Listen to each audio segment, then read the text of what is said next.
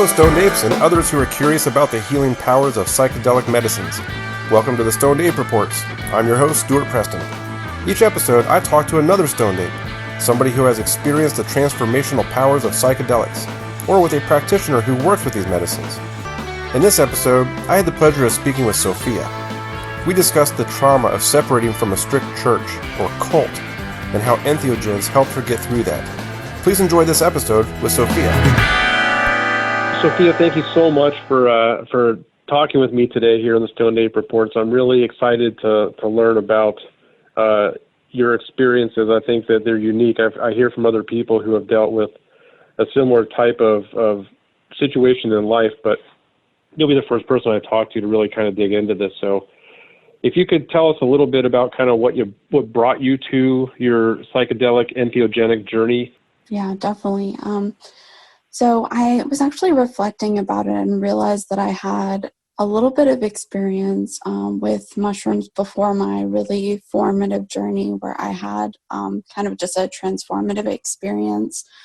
I did have, prior to that, a small trip that came about just from having, actually, I'm sorry, I should probably back up a little bit more to give you a little more context. So really initially in February or sometime around that of 2017, I had for the first time ever smoked cannabis, which was like, you would think at 26 years old that that's something most people have experienced, but I'd really had a sheltered experience where I had, been raised in a religious cult that was very, very restrictive and always had really restricted social structure. So anybody in my life was always with this religion. I really never had opportunities where if I were ever presented with the opportunity to do something, there was either that looming fear of, unseen eyes in the form of God, or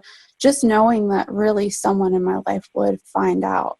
So I had been married for a few years at that point, and my spouse and I both decided that it was just something we really felt like wasn't harmful. I remember years in the past even consulting like some religious literature, trying to determine whether or not God felt that there was anything wrong with using cannabis, because I never understood the reasoning to not be allowed to use it when, people in my religion did drink alcohol. And so it was just, a time in my life when I really wanted to be able to experience things, and I didn't really understand that pull to do so, because I still had the mindset of being indoctrinated, of, not following my own will, but really following that first instinct did kind of allow those initial conversations to have like philosophical discussions with my spouse, talking to my friend who, I would smoke with, about his mushroom journeys and about his experiences with psychedelics, and really contrasting that to the way I would feel when I would drink alcohol and I would be with people in my religion. And really, I had at the same time been confronting the fact that I was abusing alcohol and that I was binge drinking. And I had a family history of alcohol abuse, and my mom had recently gone through the 12 steps and apologized to me for her alcoholism in my childhood, which had been kept from me.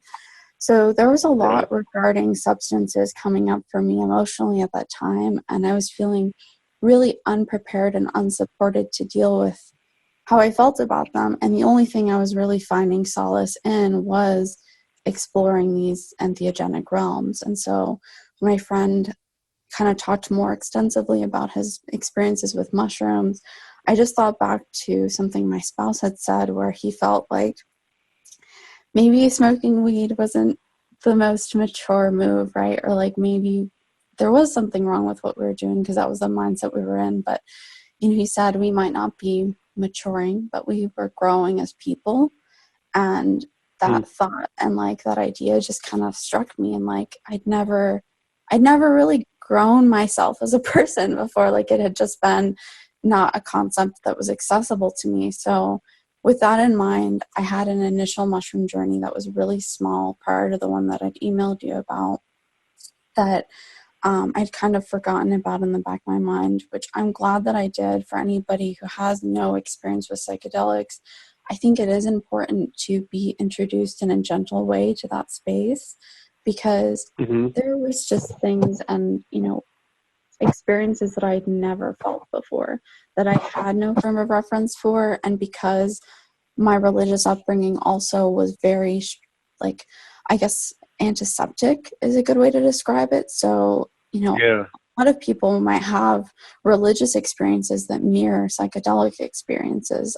You can reach ecstatic states from prayer or meditation, dance and song. I do believe those things are accessible, but I had a disembodied religious experience where I did not feel connected to anything. There's a lot of just pain and penance. So it was very helpful to have that initial experience. But then to answer your question a little bit further, a few weeks after having a small microdose of mushrooms in April of 2017, I took, which was my first mushroom journey, which was, I'm trying to remember, at least 3.5 grams, and really experienced basically what I would call maybe a breakthrough trip, where I, not only went within realms externally, but also internally, and had really a, visionary kind of experience. And during this time, I was just having lots of racing thoughts and intrusive thoughts that, obviously come up on psychedelics and mushrooms, but these were helpful. It was like my brain was actually telling me something helpful. Instead of really ruminating, I was just hearing my own voice telling me, you're in a cult. And really just sharing this news with me and telling me over and over again, confirming the thing that I was really scared to say aloud, which was that, I was in a high control religious environment. Because up until that point, I'd really flirted with the edge of that idea. I was always really interested in other religions. I would read and study them as part of my evangelical studies to, better attack and convert those people. But on another level, I was also really interested in religious ecstasy, some kind of meaningful connection with spirit or something, even personal, that where you really, felt something. And so I had that somewhat of a background with that, and I would also run into moments where there's serious cognitive dissonance in the contrast to my own beliefs. Or, I would have times when I would be interested in different topics, or listening to, say, a podcast talking about cults and finding it really fascinating, and then finding my group mentioned or hallmarks of my group mentioned and having to shut it off. Or even on engaging on Reddit, I would have people in my church let me know that, oh, well, don't go on the front page today. There's a message about the organization. There's a news article about the organization that you don't need to see. And so I would have these things that had obviously had serious cognitive dissonance about, where I just would not touch it, even with, smoking cannabis. That was I laugh at the idea that it was a gateway, because that's the stigmatized thing. But it did kind of open up that realm. And I think I did start to understand that maybe these things were withheld or not allowed to me, because unlike alcohol, which I don't say this with any shame towards use of any substance, but alcohol, in contrast to using cannabis, was definitely way easier to use in a numbing way, a way that made me disconnected from my body and my emotions. And so those experiences with psychedelics had all been, and all of those other thoughts had really been building before this trip. But during that time, it was it all came together and kind of, whispered in my ear, this is what you're really scared to say and what you need to know. Because those words were not things that I could put a voice to at the time. I'd started to talk about some of the things, and then skirted away from it, especially because as soon as I started seeing that I was abusing alcohol and really like also finding cannabis was helpful for the various physical illnesses that I was experiencing at that time. I had a lot of like chronic pain and chronic illness, and that was very common among my religious congregation, where a lot of people experienced what I would now say are really like symptoms of not being happy, of like severe cognitive dissonance, severe psychological distress manifesting in like physical ways. So I had, also that background of like, wow, this is something that actually really helps me. It's medicinal. And my state had recently started to recognize that as well. So then I was having like further confusion. But the thing that was so remarkable about this mushroom journey in particular was that during this time, not only did it really tell me in such a gentle way what I needed to hear, but also that I was literally shown like a vision of talking to people that I loved, that I'd grown up with, that were really my ties to this religious organization, and just telling them with complete honesty and transparency that I was leaving. And so I really saw this vision of myself where I was then able to have a favorable outcome and have my decisions respected and have people listen to me. And also where I saw myself not trying to force that opinion on others, because that had been such a big part of my religious experience, where conversion was a really emphasized and something that I'd had tangled with morally for such a long time. And so even though my actual lived experience of leaving that religion did not at all maybe pan out how my mushroom journey had shown me, it laid the foundations for even the concept that it was a choice. Because up until that point, in a way that seems like it wasn't confrontational or judgmental or, even, self-deprecating. It seemed like it kind of showed you, and I don't want to put words in your mouth, but it seemed like it showed you like a gentle way to approach this. Am I understanding that correctly? Yeah, definitely. Because I had really wrestled for a long time subconsciously with, if I ever were to leave, how could I even do it? Because my parents who had raised me in this religion and who really affirmed a lot of like very damaging ideas as part of their own indoctrination, had actually left the religion a few years prior to me. And during that time, I'm reluctant to say that I shunned them, because I really had a very strained relationship with them and at times an abusive upbringing, and it felt validating that people in my life seemed to see that they were not good, that they were, not, that I didn't need to cling to them out of the necessity of them being my birth family. But then, after years later, I also understood that while I needed that validation at the time of my own traumas, I did need support, and I didn't need maybe, they were maybe giving me what I needed at the time, but with their own motivations. And so I really struggled with the fact that when my parents had left, they'd done it in a really abrupt way. They'd basically formally removed themselves from the church in a manner that like caused a lot of upset and required like basically a public announcement. And it was really traumatic to me, because people I hadn't known in ages had come out of the woodwork to both, I guess, encourage me not to follow in their footsteps and also basically slander them. So it was, a hard period in my life, and also not a model that I wanted to repeat.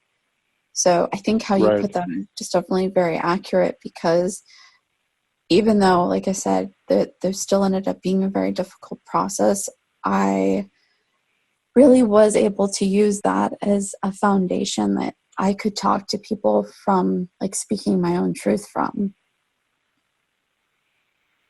Yeah. And the mushrooms help you explore that by giving you these visions and kind of giving giving you this new kind of self-talk. Mm-hmm. Yeah, that's actually a good way to put it too, because I had prior to that been really disconnected from the idea of having a positive inner voice.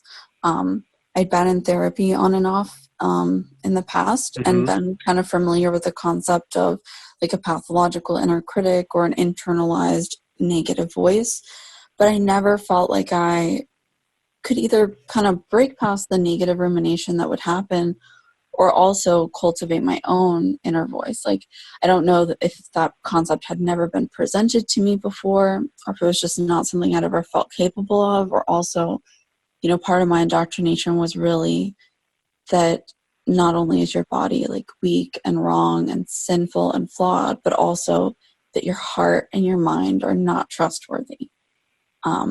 You know, that you really can't rely on yourself at all. And I think that's over the dozens of mushroom journeys that I had taken since then, that is a huge thing that I have taken away from them, is that sense of self-reliance, that you can trust yourself, you can trust your own intuition, you can, you know, to quote a scripture, you can lean upon your own understanding.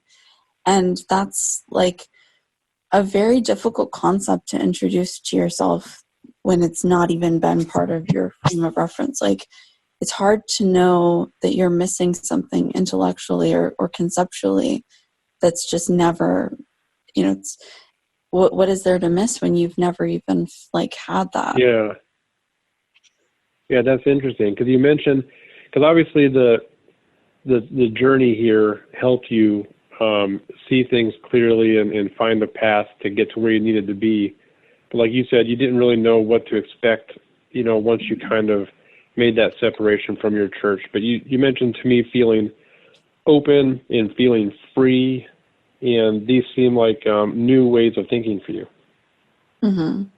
Yeah, absolutely. And it was like, it kind of gave me the idea that I could even think for myself, or that those things were available to me. And also, and so now, sorry, go ahead. No, go ahead. It's all right. I'm wondering, you know, in addition to this, and now you've been through all of this, you know, how is your life different, you know, in other ways, you know, as part of this big change that you went through? What are there some other things? And I guess I should ask, you know, do you continue to do, you know, mushroom journeys or other journeys? Are you exploring other areas? I mean, what other kind of growth or changes have you noticed after this big one? Yeah, it's so hard to even say, like, you know, ways that my life has changed, because when I was preparing for this interview, I was really trying to kind of get back in the frame of reference that I had during those initial formative mushroom journeys, where I could really be able to answer questions without like my current perspectives.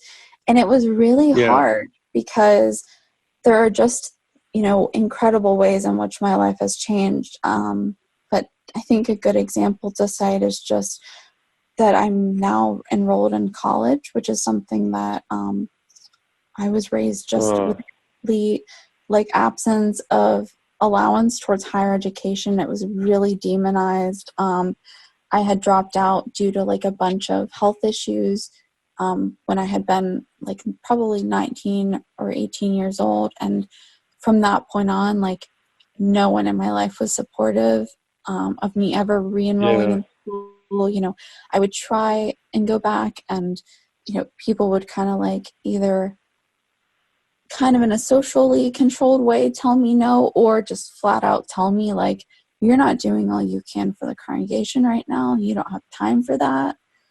So now I am enrolled at my local community college working on my associate's degree, which is so intimidating, because my long-term goals are to be a licensed mental health counselor.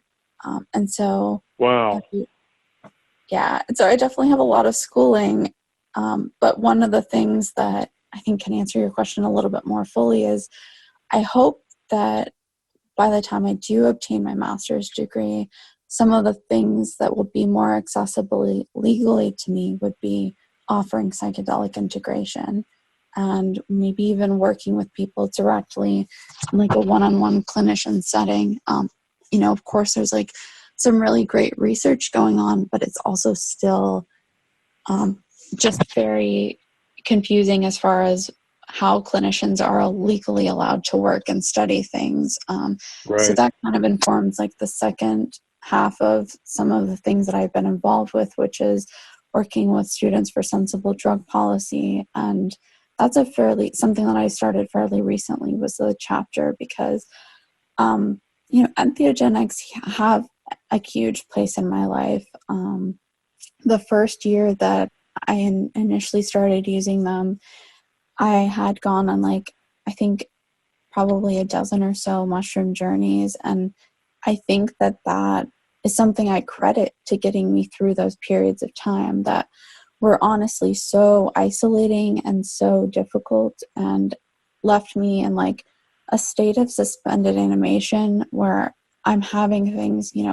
childhood traumas and choices that I made as an adolescent that did me a disservice now, and things within my own marriage all being like reflected at me, and then having no support group in the interim. And, honestly, there's probably a lot of people that would even say that those were maybe not the most conducive environment to do psychedelics. And I kind of think that speaks to how they can be really therapeutic depending on how you choose to use them. And that's something that's very important to me, that what you do with your trip and your journey and the kind of intention that you bring to it, whether it's like a really conscious thing or not, is very, very important. And during this time, I had very little external support aside from my husband and one of my good friends who was dealing with a similar process, but they were really invaluable. And so was like the support of the Reddit community and people that I'd met. And that, in conjunction with regular therapy and committing to being in therapy and committing sessions, was huge. And I think that those two things, like being able to couple my psychedelic trips with regular integration, and actually like the isolation was a form of like forcing me to process things.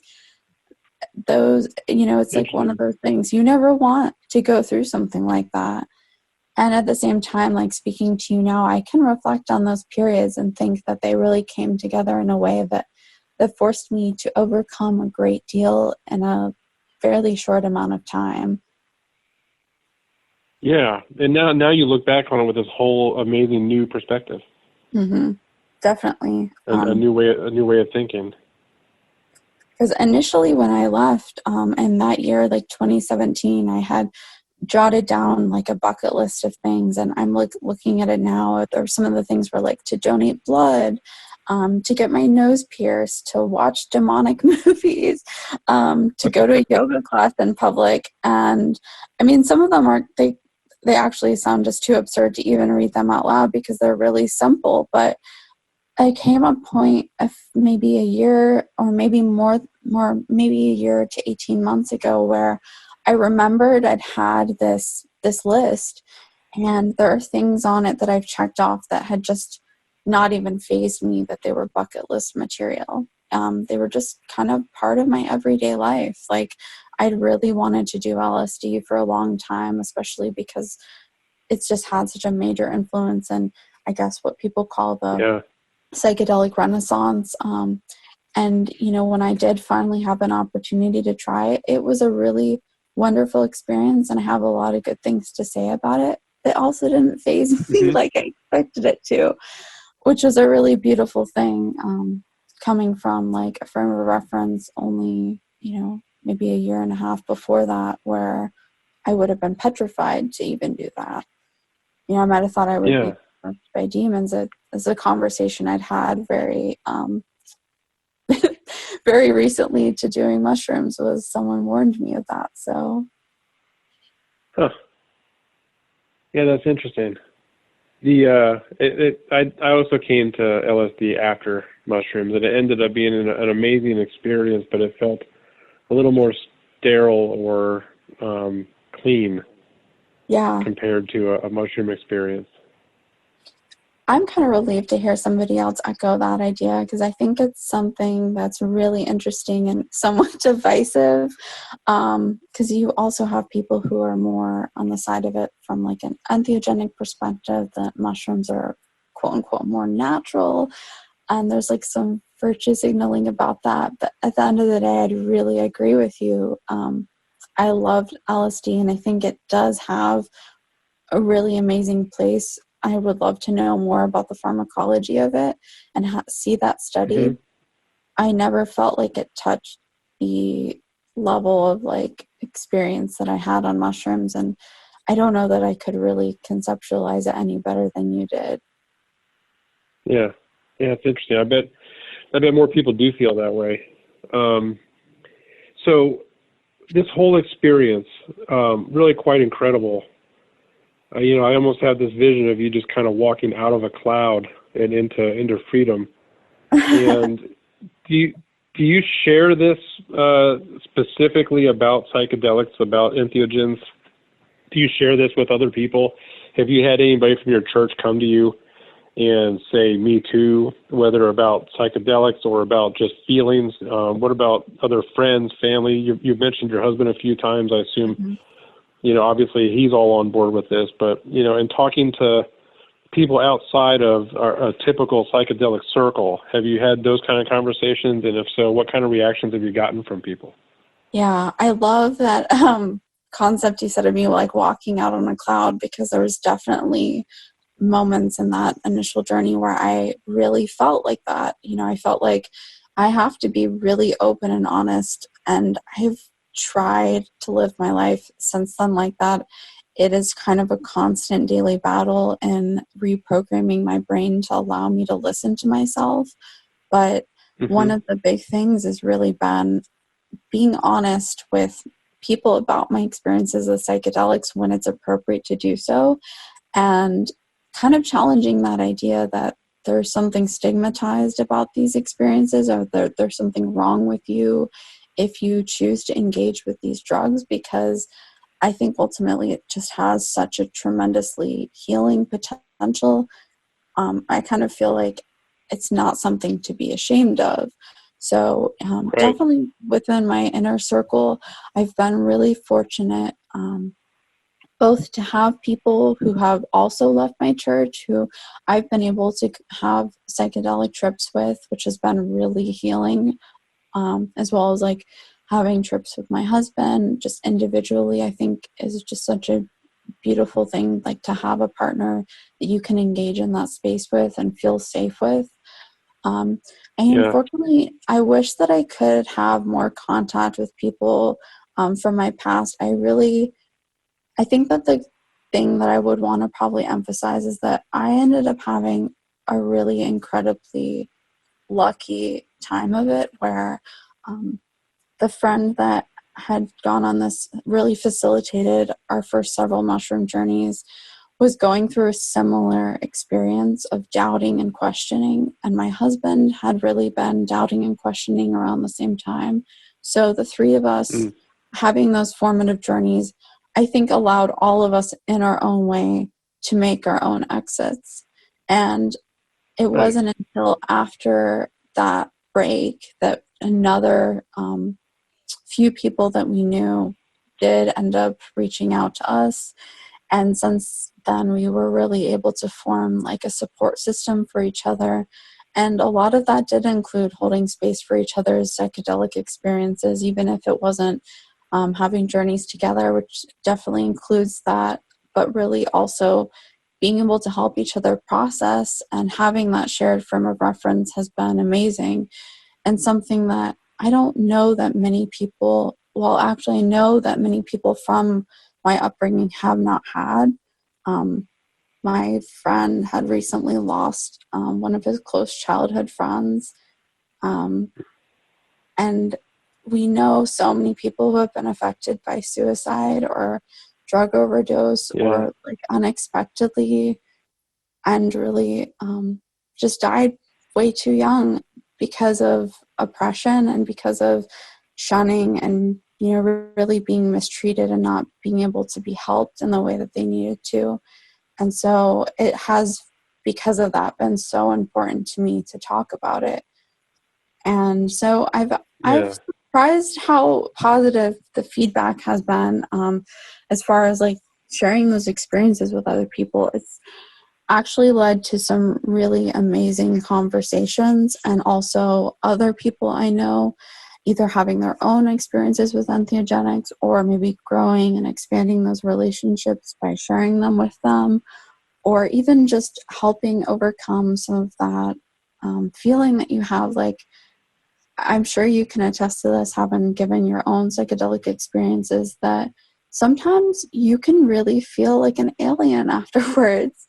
It can be incredibly difficult to be around other people. Like, I've talked a lot about support and a lot about the love and help and I've had in my life, but there's also been moments where it's just maybe impossible to even verbalize what you've experienced or what you've felt.